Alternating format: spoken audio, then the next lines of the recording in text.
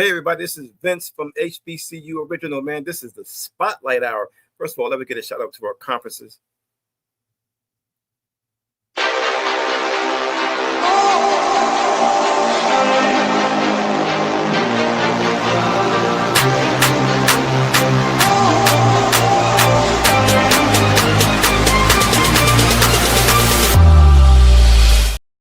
We couldn't go too far with shouting out our sponsor for this. Today's show is sponsored by Swift Pro for all your marketing needs.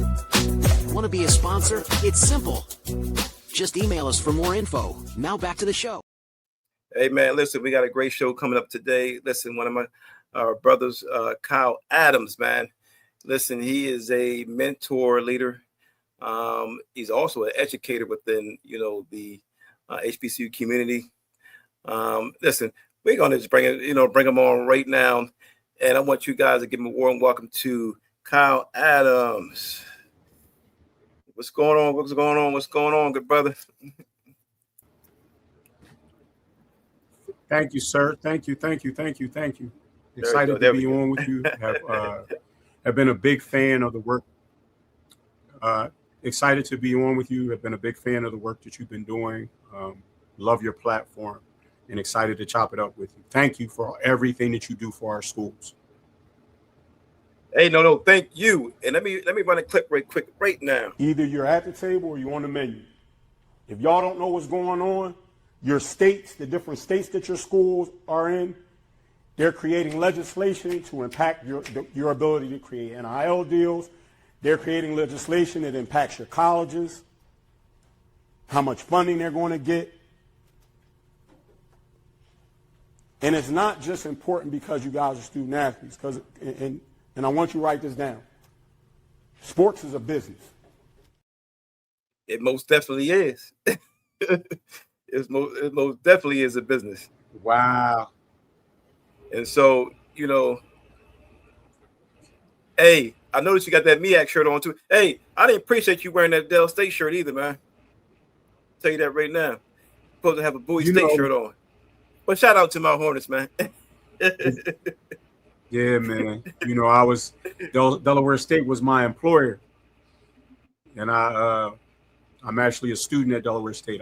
I started my doctorate at Delaware State. So shout out to the Hornets. Listen, shout out, man. And shout out to Dr. Tony Allen, man. I spoke to him maybe about a month or two ago. And listen, man, the state of Del State is looking real good. So we definitely want to. Hey, man, listen, thank you for your time even coming on today, man. We want you to speak to our young people, talk to them, motivate them, give them the energy that they need. Listen, we're in a dying time right now, and a troubling time for HBCUs as well. Also a great time. Population is up, but the money is still down. So, we wanted to come on, bring you on, talk about some things and, what's new, what's happening in the world. Can you give us some insight on what's going on with the colleges, on that level? I think we're in a really unique time and space with everything that we see going on in the country right now. People are really considering and looking at HBCUs in a way that I don't know that they have in the last 30 years. I made an HBCU my choice 34 years ago. And it's one of the greatest decisions I've ever made in my life. My grandmother was a graduate of Cheney University. And so for me to make that choice to attend Cheney, and then a large part of my career has been in the HBCU space. I'm proud to say that I've served at 5 different HBCUs. And I've loved each and every experience. Has given me an expanded lens of what all of our schools are different. Being at schools in the North, being at schools in the South, recognizing the culture. Some have been in rural areas, some have been in cities. So I've really enjoyed that experience, and I'm excited to see that so many families are really looking at our schools. and looking at our schools in a way that they feel like their children can go and have success, and get the things that they need, not only from an education standpoint, but from a cultural standpoint, to better learn about who we are as a people. So I'm really excited about where our schools are moving to. Oh man, that's a great thing. And speaking on moving in the facet of what they are doing or about to do, tell everybody first of all who you are and what you do. As you shared, my name is Kyle Adams. If you were to ask me what I do, I would tell you that I'm an encourager. I look to encourage people now. I do that through a lot of different mediums. I was a college coach for over 20 years. And from that, I was able to transition into administration. I served at Delaware State as the deputy athletic director. Got an opportunity to work with a woman named Alicia Shields Gatson, who's currently the athletic director at Mississippi Valley State University. In addition to that, I've also done some work in consulting, and where people have brought me in to do leadership development and speaking. I've published a book called "It's Discarding the Mask: The Soul Sacrifices of a Coach." I do a bunch of writing. I've done some podcasting. I do a little bit of everything, man. But my what's centered at my core is to really uplift and encourage people, man, and give people hope. Now, with that giving hope, it opens up a huge window of so many different things when you mention hope. And so many people are going through a lot of different things: mental illness, financial losses. It's just a array of things going on. What would be the most thing? I would say, what do you focus on? Firsthand when you're speaking to a person or a group. What is the one thing that you start off with, maybe to get a firm understanding of what they're going through. How do you pull that out of them? I think for me, what's really center for me in any group that I speak to is to get them to understand and value their own personal power. Right? There's a lot of negativity in the world. You can find it and connect with it easily on social media, on any street corner, your friends, your family. You can find negativity, but you have to be very intentional about working to connect with positivity and to connect with positive people, and to find positivity to bring into your spirit. I do a great deal of work around affirmations, getting people to speak different things about what it is they want. My name is Kyle Benjamin Adams. My inner world creates my outer world. I know that minds are like parachutes. They only work when open. My mind is open and I can accomplish anything I want in this life. My name is Kyle Benjamin Adams. So I can't get anyone else to believe in who I am, what I have to offer, or what I'm about, unless I first believe in me. And I think that's extremely important to share with young people. I think it's extremely important to share with all people, especially in these days and times where things look bleak for people. People aren't sure about where their next is coming. For them to really develop that personal power is extremely important. Unlocking that potential is it could be a double-headed sword. Some go over the top, some take it and do what they're supposed to do with it, unlocking that potential, and then some also fall. So I guess in today's climate, with all the things we have going on, the Donald Trump, the schools, the people with mental illness, people, depression, like you said, not having enough money, and also trying to unlock their potential in all this chaos, you know. And like I said, you can go up, you can stay here, or you can go down, trying to unlock that potential. Um, where does that, leave room for error? Unlocking your potential. Well, I think that's a great question, and I would say to you that error is not a bad thing. I think error is inevitable. Error provides information, right? When we make mistakes, that lets us know that that's not the way to go, right? That provides us a level of information, and I think sometimes that when we have setbacks, when we have challenges, we can get down on ourselves, right? And looking at it in the lens of, like in sport, either you win or you lose. Yeah. No, I rather look at it in the lens of either you win and you learn, right? Losing provides a seed of learning. And I think when you start to shape it and look at it in that way, there you give yourself a level of positivity that you can't Definitely. just stay down in the hole. That you can always still rise. You can always still elevate. And I think that's important for people to know. There are so many people today who are, they out here, they ready to take a knee and yield. And you've got to keep pushing. And especially us as adults, our young people are looking at us. They're watching us. Definitely. And they're not looking at us for us to be perfect. They're looking at us to see how to respond from setback. How do we deal with challenges? How do we deal with frailty, right? Right. And I've always believed this, we can't tell people to do anything if we're not first modeling. We have to model that.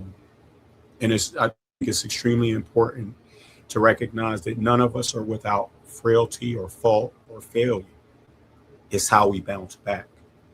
And I think that's much more important a lesson to teach to people than to just how to be successful. Right? Yeah. How do I bounce back from failure? How do I fall and get back up? So, translating that failure part, a lot of athletes in today's model, I call it a model because, it's different than 20 years ago. It's different than 40 years ago. You got NIL now. You got all these different things in these athletes' lap. You got, you're playing the game, but you're also thinking about your NIL. Hey, if I don't score, man, I might lose the money I just got. With all these things circling around these athletes' head, how do they juggle this? That's a great question. I term you term it a model. I term it an ecosystem. Right, it's an ecosystem. There are so many things that are impacting what's going on with today's student athletes, and you have to have good advisement. Right, I think that's extremely important. You have to have people in your circle that are giving you the right information. And what we're dealing with now is a lot of people who are just hanging on or are just concerned with the biggest bag, right? Yeah. Who's offering the most money? And, you can chase an opportunity that may provide the most money, but is that a place where those people are going to care for you? Is that a place where you can get your degree? Yeah. Is that a place where that community is going to love you and support you when you fail, right? These kids are coming into these environments and they're getting money and there are great expectations on them. Yes, sir. So what happens when they don't meet those expectations, right? When they're scared to go to class because everybody in class knows they didn't play well last night and they're scared of that ridicule. How are they able to deal with that?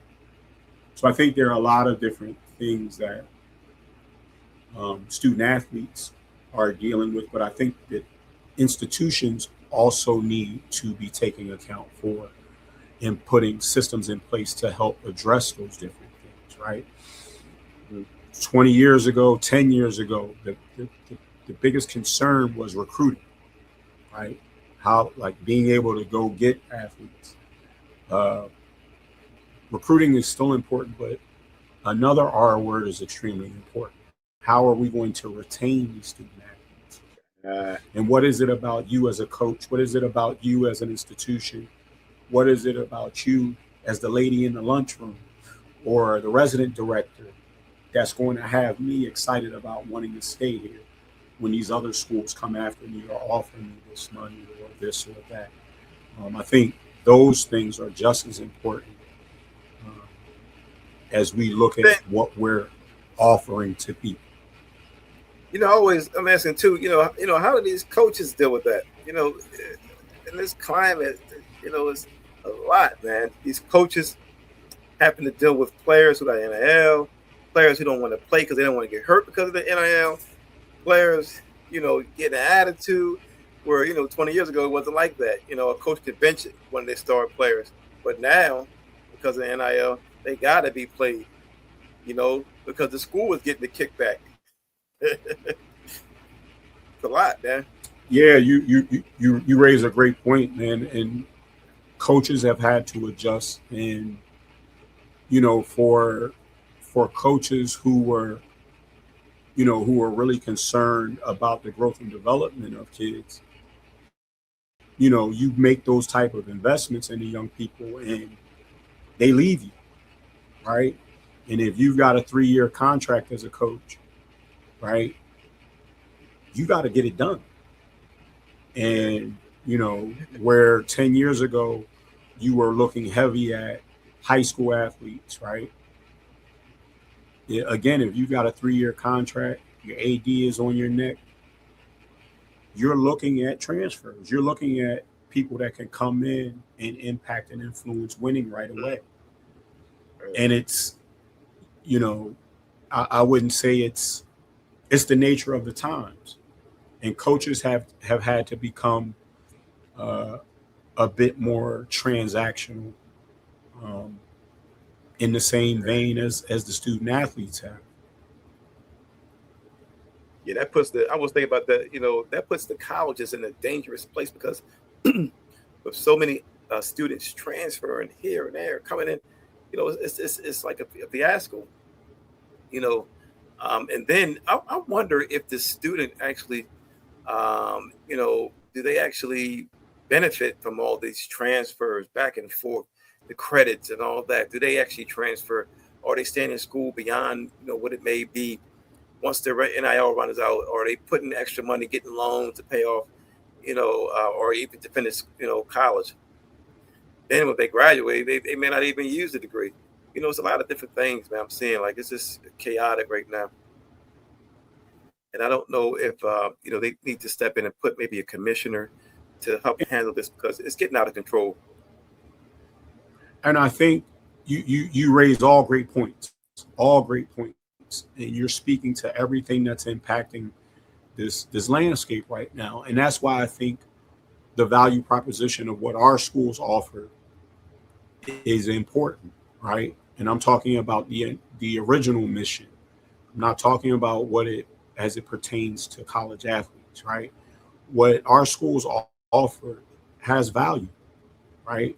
You're going to come to a campus in an environment that's going to be invested in nurturing and helping you to build and grow and develop into what you need to be for your family, for your community, to change the trajectory of your family for generations to come. And I think that there's still high value in that. I think that I don't think it's by accident that they're throwing all this money at our people right now. I don't think that that's by accident. But I do believe that there are still families that value what an HBCU environment can provide. And yes, many of our schools have gotten involved with NIL and revenue sharing and all those different things. But I think when you get to the core of what our schools provide and present to students, it's unmatched. Yeah, I see him going to a lot of these PWIs that like, a lot of them, I don't feel welcome. Yeah, I know you don't feel welcome. So that's why they have to pay you. And that's why they're paying. Exactly, man. It's like they're going there, they're running there. Oh man, I'm going to, I want to go to Alabama, man. They don't care about you, man. They really don't. They don't have a, there's no sense of family. I think to your point, like as much as important as it is to educate the students on those realities when you go to these different states and these different institutions, it's important for these families to understand it as well. Yeah. And at the end of the day, how I liken it to it's like you're mortgaging your child to these environments to get this quick bag. And I get it. A lot of these student athletes, a lot of these students that are going to these schools, they're providing for the family. Like they're the providers of the family. They're sending money back home. The family is living off of that NIL or that revenue share deal. Right. And I think that's an even bigger issue that we need to have more discussion about, because many of these young people are forced into situations where they may be going to play for a coach that doesn't care anything about them. They're walking on campuses where the only students of color are athletes. They're in environments that have historically not been welcoming to people of color. I think and these young people are just kind of forced to endure it for this money. It's crazy because I've seen games on live TV, like University of Mississippi, and they got rebel flags in the background. I'm like, at the black players, like, yo, bro, do you not see that flag right there? Do you not see him up in the stands getting drunk and calling you a monkey? And you still sometimes you gotta say, listen, man, money is not everything, bro. It's not. It's not. Yeah. You know what I mean? And I don't care. But to your point, the parents have to recognize money isn't everything, and that's the thing. When we started off the call, we were talking about how financially challenging these times are for everybody, and people just trying to chase they're trying to get a bag, they're trying to make ends meet. So as much as I understand it on one lens, I understand it on the other. And let me ask you a question, as far as the organizations, like, the universities and how did they do this whole thing? In the leadership sense, just in general, talking to ADs and provosts on the campus, how did they view all this? Is all this to them the wild west, or is it they're just day by day going with the flow? Yeah, that's a great question. I think many of our ADs are trying to navigate it to the best of their ability, and I can speak to you about our schools. They're trying to navigate it to the best of their ability. A lot of this depends on the money that they're able to raise, right? And I think athletic directors today, now more than ever, 10, 15, 20 years ago, an athletic director was a retired coach, right? Yeah. He was the coach. He coached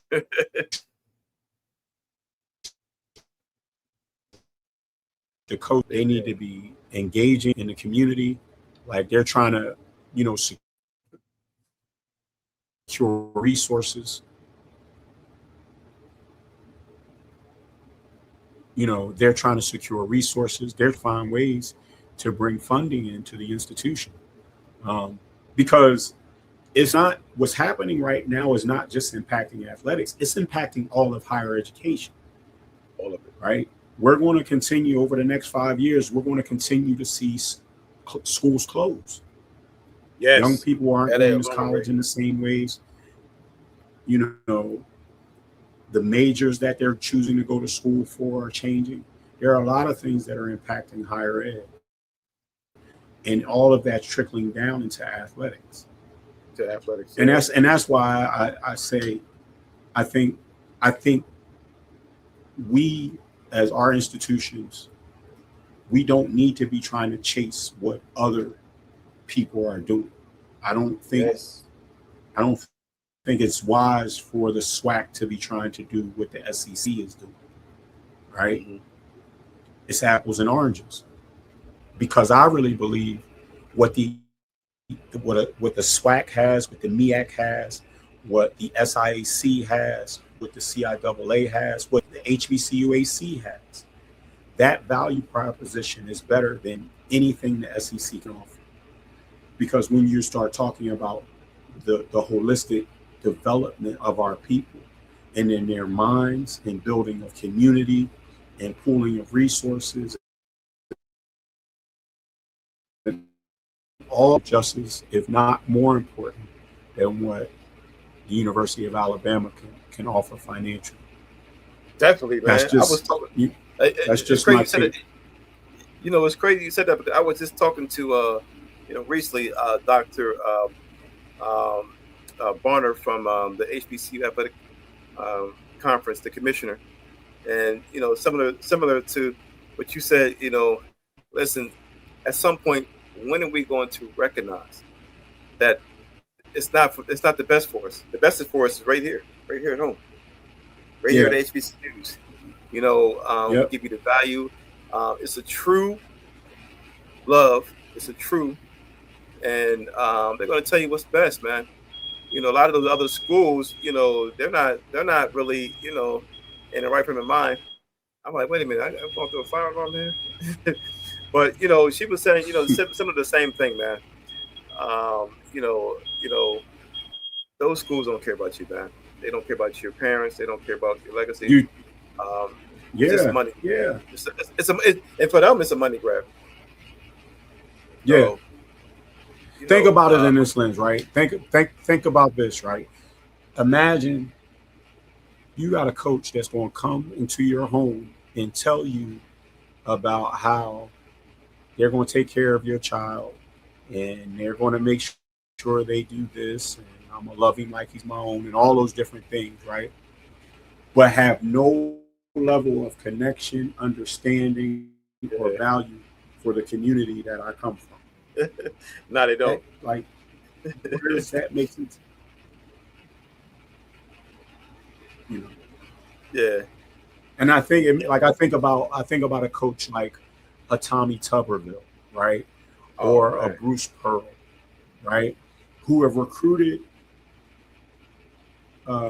people of color for decades, right? And went into those homes and said all those things. But when you start to look at their politics, their politics are in direct, opposition to what they say they value. Yeah. And I'm looking back now, I'm like, all those players, man, that played for them. Yep. I was just like, dang, man. I said, the whole time, they probably looking at you doing what you had practice, like, just in their back of their mind, like, thinking something else about you. Going home talking about you. No, they X's and O's. You X's and O's on a board. You know what I mean? You're a name on a depth chart. And I just believe that our schools provide something so very different. And you so think about it again in the lens of how kids are going from school to school to school. So what homecoming you going to now? Yeah. You know what I mean? Who you paying alumni dues to? You know what I mean? Yeah. You I know, was saying, it's just it's yeah, it's funny, man. I'm glad you mentioned that because a buddy of mine, he said, my son, man, he been in 3 different schools, man. Talk about he going to they 3 different homecomings. I was like, huh? I said, nah, man, he can't do that, man. He said, why not, man? I was like, because that ain't in school. That's why not. yeah. Like, come on, bro. Yeah, I'm looking at today's model pay for play, and I want it to work. I want the student to be able to, and I would say, man, listen, it's mandatory. Take half of that money and put it into an account until they turn 24. They got to graduate to get the rest of that money. Similar to like Iverson, how the NBA did. I mean, Reebok did Iverson. At least they have a little change. And I think that's part of this model also is they're giving these kids this money because they know they're gonna get it right back from them, right? Oh, 100%. These kids get this. These kids get this money. They're going to buy Mercedes trucks and Gucci belts and red bottom sneakers and all these different things. And to your point, again, it comes back to the advisement and what type of parenting they're receiving, right? You know, I know of a woman whose nephew just went to an ACC school, and as soon as he signed, she had him set up with a financial advisor to really manage that money that was coming in, because that money, it just starts coming in, and you start having people asking for it. I need 5,000 here. I need 10,000 here, and you have access to that type of money. And if mom calls you and tells you she needs X, Y, and Z, you're sending. And to your point, you're only going to make this money for a small period of time. Yes. You got to try to find ways to make that money. How am I able to multiply this money? What businesses am I able to get involved with? I know some people that have opened laundromats, right, and got involved in real estate and done different things to really allow that money to keep giving. And I think we need to have more conversations around that. I hear a lot about these NIL deals. What I don't hear a lot about is financial literacy. Well, they don't want it. They don't want them to have it. Yeah. Like you said, they don't, and that's why I said you need a commissioner to enforce the money be held, half of their money be held until they graduate, so that at least they have a fighting chance, man. If they mess up the first part of it, it's a learning experience. Now you got some money left over to make make good for your mistakes you made for the first round. That makes more sense than just letting them get the money and run amok, man. Spend it all up, and then they're in school sometimes and say they don't get another NIL, and they're still in school. Now they depressed. Now they talk, thinking about suicide or something else. That wasn't present first, man. Yeah. It's a lot of little things that can come with that. And now, not only that, they got the high school kids getting it. They got middle school kids. This is getting out of control. Getting out of control. Yeah, it's a crazy landscape right now. And like you said, there's parents who may not listen. And let me explain something to you. Not all parents have the best interest for you. There's a lot of selfish parents too, who are thinking about their self and have motives to use their own kids to benefit themselves. See it all the time. It's they're living through their children. There's parents who have, imagine you have a child who is you're they're out on the AAU circuit, and you playing on the AAU circuit for 3-4 years, and you're spending money to go to tournaments. And you're traveling the country, and you're all this different. You're looking for a return when you're investing. Yeah, and it I think when you start talking about the mental health of these young people, the pressures that they're dealing with right now are unbelievable. Oh man, yeah, definitely. I'm going to actually bring in another one of my co-hosts. He's going to jump right on, man, and we'll continue our conversation. This has been really good. There you go, brother. Yo, man, what's up, baby? What's going on, man? And, hey, man, how are you, sir? How you doing, my brother? I am well, sir. Good to see you. I'm blessed, man. Good to see you, my brother. Good to see brother you, brother Kyle Benjamin. Yes, yeah. That's Kyle Adams, man. Adams, hey. I think Kyle Benjamin Adams. I like how the fact he used his whole name. I like that. Hey. Benjamin Buford Blue. Now that was a movie. Now that. But seriously, we're talking about the strains of NIL, the strains that the college coaches, the strains of administration, having to go through and try to navigate through all this NIL, kids getting money who don't know how to control the money, who don't know what to do with the money, or spending the money. And that's another thing, Kyle, being that we are the largest spenders in America. Man.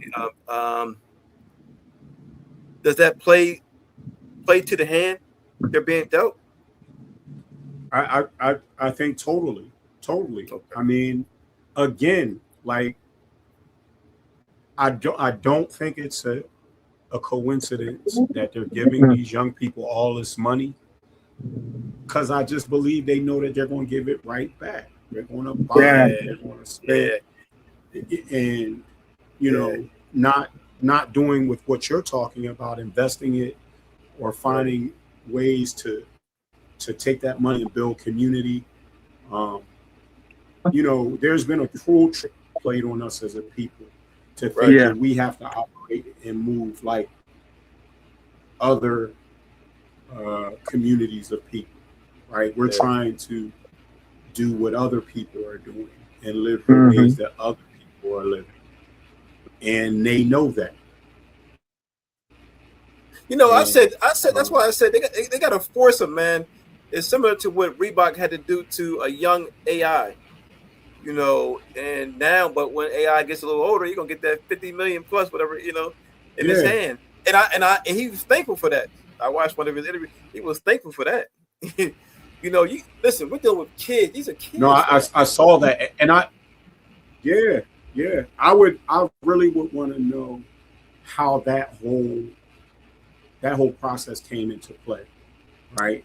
Like, was that his agent? I know David Falk was his agent at the time. Right. I think it was a combination of his agent and his wife. His wife made him do that? Okay. His wife had just talked about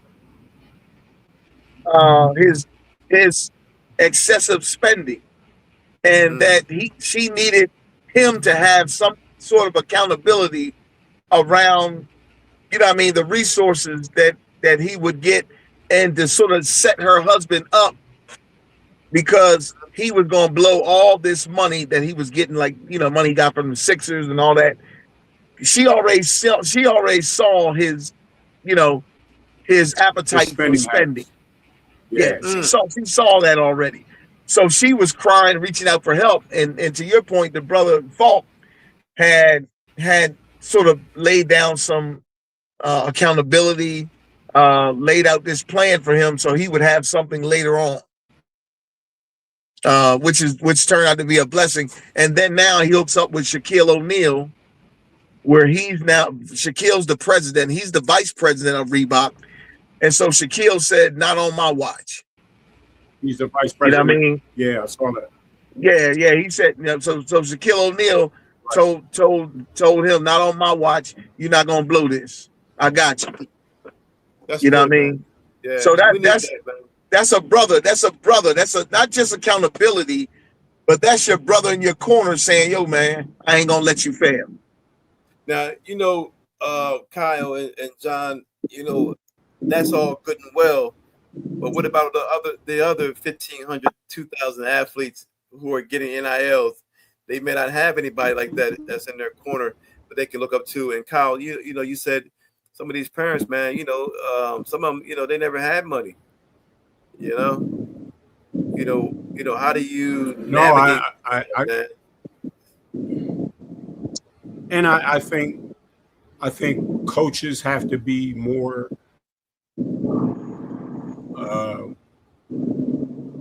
They have to step in, but I think you have so many coaches today that they're trying to find their way into that bag. You know what I mean? It's really hard for young people to have people out here that they can really trust. Man. That aren't just trying to come up off of them. What's crazy, man? These are difficult times. John always has a quote. What is that quote, John? Your parent is your first what now? Yeah, your parent is your first teacher, right? But if they're not equipped to teach you, right? That's why God put people in our lives, our coaches that we've grown up with, different people that have come alongside of us to be accountability partners, so we can get strong even in the hard places of life, when we may not know so much about the financial obligations or the financial disciplines that it takes in order to save money, in order to really come up, man, and get this and don't let this money use me. Allow me to be a good steward over my finances, right? And that's where you have these different people in our life. These young cats, man, they see so much, and then you got to look at the lens that they're looking out from. The lens that they're looking out from is a reality that they've had to live through their whole life, and none of it looks like prosperity. It doesn't look like a come up. It doesn't look like investment. Yeah. When they talk about the consumers of the world, they're talking about the 13% population, which is black folk. Everything that glitters, everything that shines, everything that listen. We want us. If it's popular, we want it. Well, we'll sign. We'll darn near sign our life over to get it. I'm thinking about give me a pair of diamond earrings, man. Shoot. 20-something% interest rate. They don't care. Yeah, man. And though, Kyle, what are because so many of us are living for now. Yeah, that's a unique. You're right, and they are living for now. And let me ask you a question, Kyle. What support does the HBCUs? What support system do they have in place to kind of stifle this, man? To to help these students, man.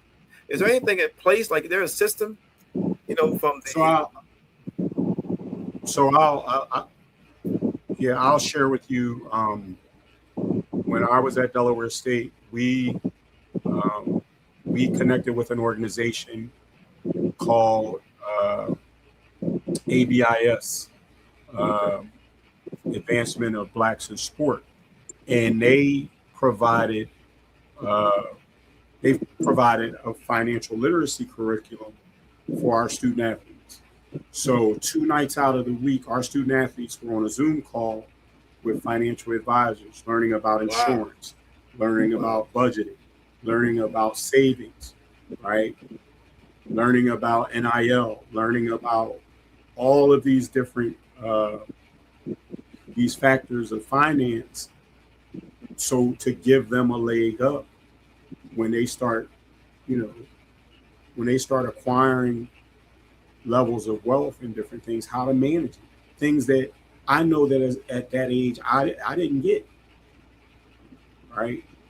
And I know that our students greatly benefit from it. We even had on some of those calls, we had some of our coaches were on those calls. If you guys get an opportunity, go on the ABIS website. It's run by a man named Gary Charles. He's actually a Cheney grad. Okay. But ABIS has done a lot of really important work with HBCUs and student athletes specifically in that financial literacy piece. Yeah, I definitely want to reach out to him. Let me ask you a question. You guys a question, and this is a hard question, probably. Well, it's an easy question to answer. Are African Americans hustler or entrepreneurs?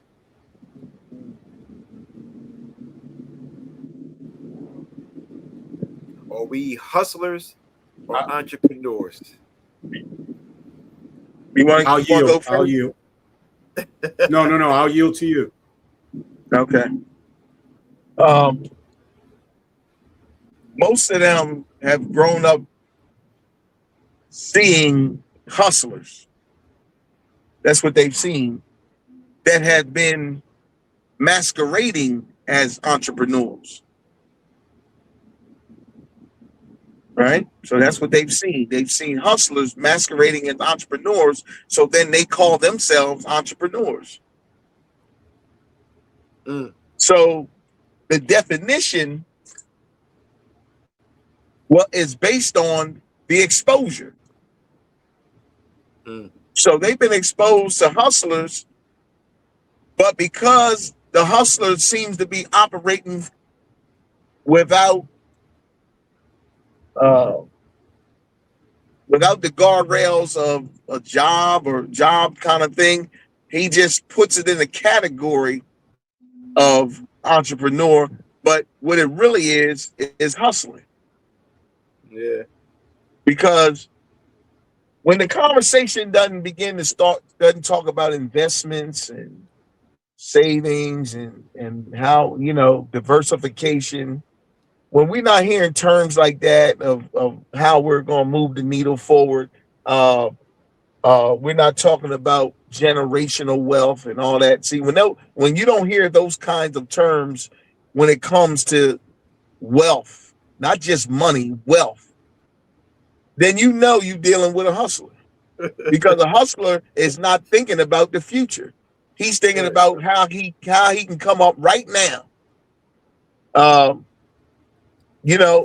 Not worried about nobody else or nothing else. He just all about him and what he can get right now.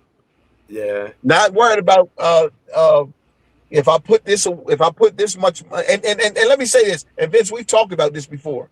So it's almost like the same thing, LeBron James. Why don't a lot of athletes follow LeBron James's blueprint of getting in shape and staying in shape so they can have the same kind of longevity? Right? It's no secret. And LeBron has already shared it. There's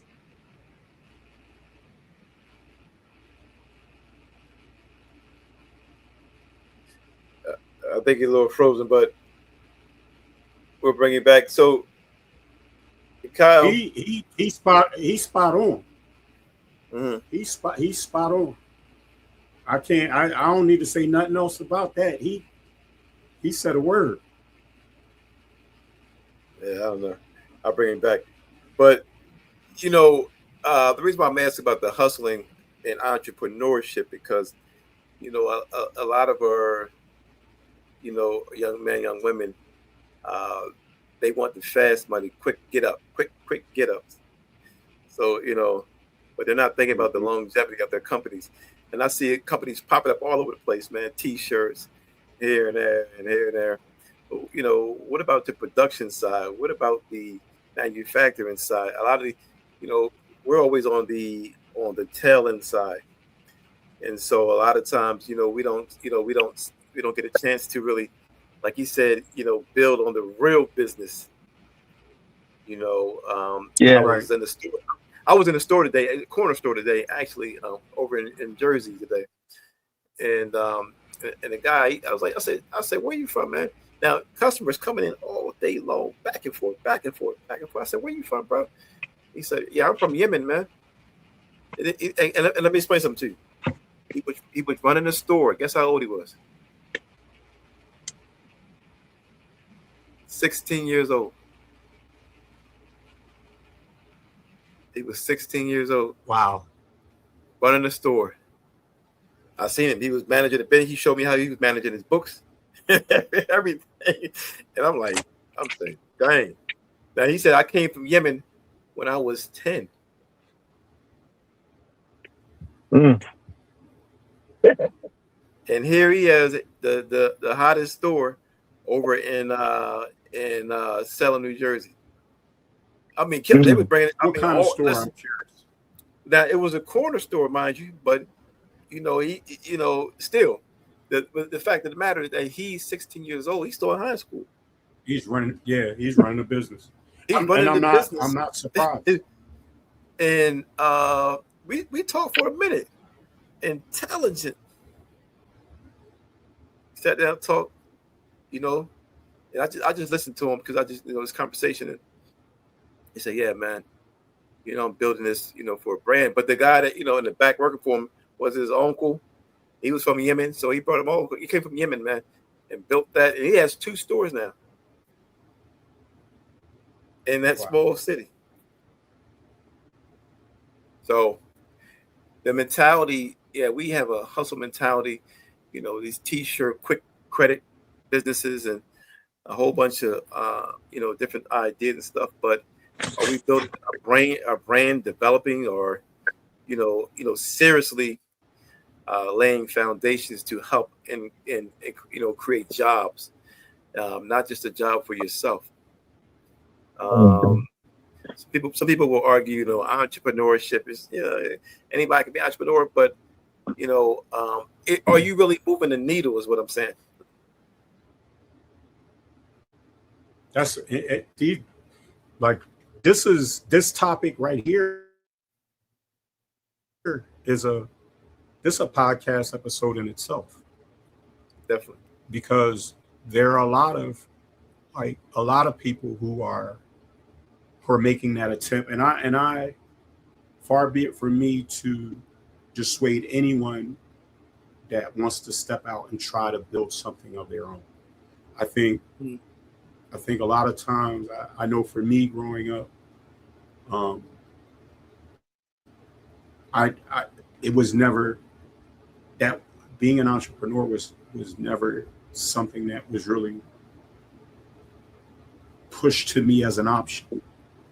I didn't recognize till later in life that my grandfather who owned a barbershop was an entrepreneur. Like, I never really understood the fullness of what that meant and what it represented.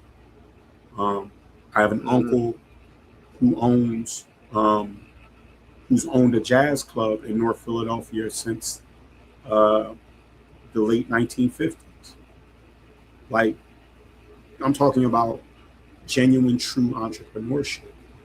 So I don't diminish anyone who makes an effort to try to build something. I think where we fall short, to your point, is we don't continue to gain the education and knowledge that we need to continue to expand it and build it and grow it and make it a community. Like, how are we providing jobs for other people in the community? That's what I said. We can do that. Like, that's possible. I try to get young people to see, like, when you are starting a business, are you starting it for yourself? Or are you just trying to get a quick buck? Or do you see this thing going to be longevity down the line, and somebody could take over while you move into a different facet of things? Because that will be, a true entrepreneurship, because a lot of the time we're in this hustling stage where it's like quick fix money, just to get by.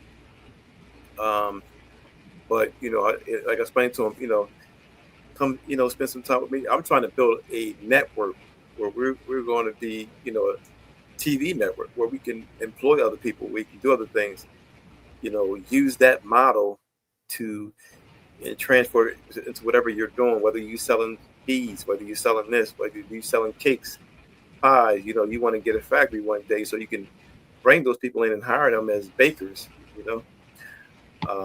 things of that nature. So I think that we've been hustling so long for so many years that I don't know if a lot of people even understand what true entrepreneurship means, because like you said, they're trying to live day to day sometimes. Not all of us, but a lot of most of us are. So yeah, but that's definitely a topic that we have to revisit. I think that this is a topic I hope that I'm invited back on, because this is a topic that I would love to discuss more, because I think this is extremely important, and these are the conversations that we're not having the ways that we need to in our community. Yeah. And I would further say I'm a offer you up that you can start, when we start talking about education and who's providing resources for our students, why not you, right? Definitely. Why not you with your platform to start to have conversations with our students about how to create a podcast network and how to build an established, reputable business entity. We actually are doing a program right now. So we have the and for those who we just ran a program. I wish I had talked to you before, because we're looking for students who had IEPs or any type of disability. Okay, special needs. Yeah, and well, they could be in college and they have a disability. It could be a small disability. So what we're trying to do is we're partnering with the state of Delaware to bring in students for 2-week programs. One in Dover, it'll be at Dell State University, and the other will be at Dell State University in Wilmington. And one of our programs, in fact, is already in session right now in Dover at Dell State. And so this coming up, one in Wilmington, will be 2 weeks, and I believe it starts next week. We're still looking for students. If you out there watching, you have an IEP or you have a disability, any kind of disability, doesn't have to be a physical disability. It could be mental disability or just learning disability. And get you in that program. You'll learn 2 weeks. You get 21 different programs. And as a matter of fact, let me run that video for you. Hello, my name is Coach JL Williams, and I need the attention of every parent who has a student between the ages of 14 and 22 who has an updated IEP 504 plan or a documented disability. We have an amazing 2-week career exploratory summer camp where your student will gain the knowledge of over 21 different industries. This is a great learning opportunity where your student will create their own career mapping plan, and they will be doing it using virtual reality, where they will be exploring different experiences. All we need is a copy of their 504 and IEP plan, and that's it. Our Wilmington summer camp starts July the 6th through the 17th. Our Dover program starts July 20th through 31st. In order to register, simply go to www.manifestbiztraining.com. That's www.manifestbiztraining.com. And we look forward to seeing you soon. Yeah, and I apologize. So our Wilmington program already started. Our Dover program is a little bit later. I apologize. So, but they're both at Dell State. Okay. So Dell State Wilmington campus, and then the other one will be at Dell State Southern campus. So thanks to Dr. Tony Allen for that as well. We want to give a shout out to Dr. Tony Allen and Dell State educational advancement programs. We appreciate that. We definitely would, and Kyle, I want to sit down and develop something, which we can talk about, but we can do something as well with the young men and women. See how we can go. No, I have to tell you, like, I'm really honored that you guys have asked me to come on and just to sit and build with you tonight, man. Like, y'all brought me on as a guest. I'm learning from you all, so that's what we're supposed to be doing. Hey, man, listen, this is our time for the end in the show. We run an hour. We don't want to go over too long, but we also want to bring Kyle Adams back. We definitely want to bring that up. I want to bring that back up, like you said, the education as far as starting businesses and things of that nature. Maybe we can bring on a couple students. Some students who are interested in that. There's a lot of students right here in the Philly area. And also, I want you guys not to forget we have our Community Day event coming up. And that will be August the 1st in West Philly at Carroll Park, sponsored by Elegance Extreme, also with HBCU Original. We're having, let me see if I can bring that up real quick for you. But we have Schoolie D, old school legend. And then we'll have, who else is coming on? We got a couple of artists who are local, but they'll be up here for our August 1st Carroll Park Day, Community Day. And then also we'll be at the HBCU All-Star Game tomorrow in Philadelphia at the Citizens Bank. We'll be doing a live feed as well. We'll have a lot of interviews coming up. Coaches, Ken Griffey Jr., and then we'll also be at the MLB draft on Saturday, which is at the Convention Center. Also, let me just play that video for you guys. Philly, get ready for the biggest block party of the summer. Elegance Extreme will bring the Community Day to Carroll Park. Hip-hop classics from School of D.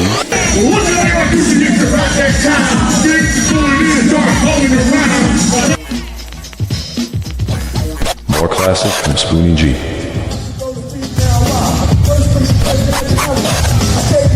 Plenty of food, live boxing matches, and vendors. Performing live with Amir Jones and Amir Carter, August 1st, Carroll Park, West Philly. See you there. This is a free event. So, definitely got a lot going on, man. But we want to definitely thank our guests for coming on, Kyle Adams, man. Listen, I'm humbled to have you on. We definitely want to bring you back on. I had a lot of more topics that I want to talk about. Probably 50, 100 topics. But, that'll be for our next show. And you let me know when you want to come back on so the guests can talk to you. So if I could, I want to, because you mentioned something, tomorrow I will, with the HBCU Swingman Classic tomorrow, definitely. We will actually tomorrow morning be conducting an educational program at City Council on educating the HBCU Swingman players on the legacy of Octavius Cato. We'll be doing that tomorrow at 8:30. We're going to walk the players from their hotel room over to City Hall, where we'll have a program for them, and then we'll conduct the rest of the program actually in front of the Cato statue. For some of your listeners who may not know who Octavius Cato was, he was a graduate of the Institute for Colored Youth, which is today known as Cheney University. Right. He was a civil rights activist who was killed on Election Day in the 1861. But he was a huge advocate for civil rights and Black citizenship. But he was also one of the founders of one of the first Black-owned baseball teams in Philadelphia. So we're really excited about connecting these HBCU swingman players with the legacy of Professor Cato tomorrow. But like you, I'll be at the game tomorrow night, excited to support these brothers and our institutions, and really shout out to MLB for 100% elevating, and Ken Griffey Jr. for putting us on, putting our schools on display like this. This is a beautiful thing. I'm excited. Yeah, we'll see each other there. Definitely. If you guys listen, come out. You can buy, and tickets are still on sale now. Tickets are still on sale. Yep. Grab those tickets if you can. Come support our players. Listen, and there will be over, I believe, 50 players. So, yes, definitely 50 players. Come on out. Shout us out. We got 2 teams, 2 great coaches for the team. Definitely, man. So, that's our time for the day. Also, don't forget to tune in because we have JL's show as well. Wait a minute, that's our commercial. I got to play a commercial as well, dude.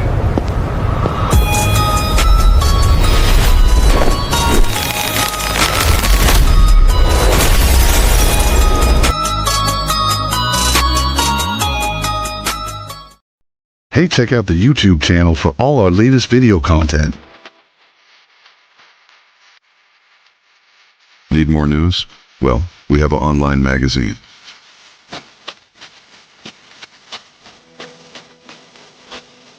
Don't forget the store shop. And coming soon, NIL for HBCU athletes. Yes. Stay tuned. We do have the NIL coming pretty soon for these athletes to help them grow. This will be 100% in their pockets. This is a way to also encourage them to continue on their path. And listen, we definitely want to thank Mr. Adams for coming on the show today. For those who tuned in and didn't tune in, see you next time. Hey, and Adam, where can they find you at, man? Listen. Yeah, I appreciate you asking. My website is kyleadamsuplift.com. Yeah, I was on there today, man. I seen that. I like that. You got the uplift thing on there, man. KA20. Yeah. Hey, tell everybody about the uplift I'm also program as well. I'm heavy on LinkedIn.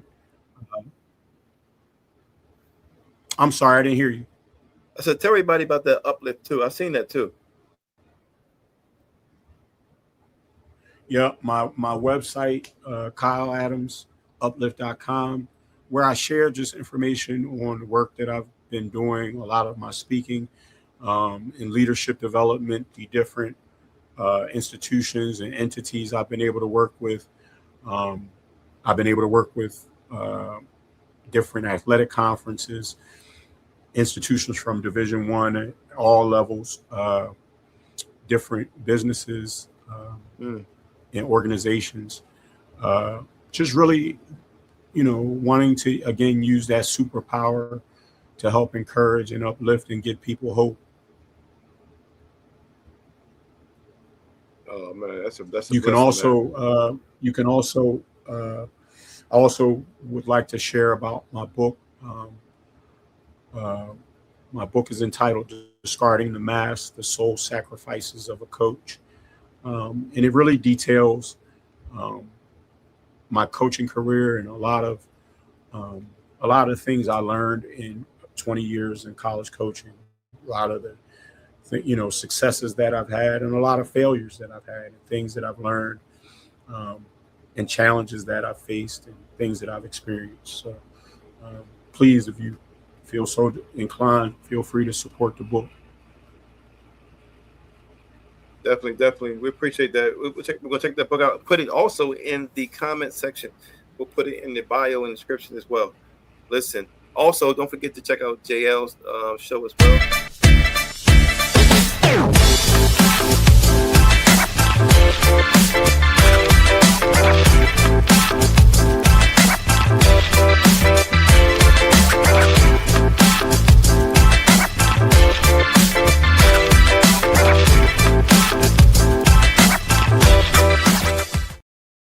And his book, Runway to Purpose, that will be out pretty soon as well.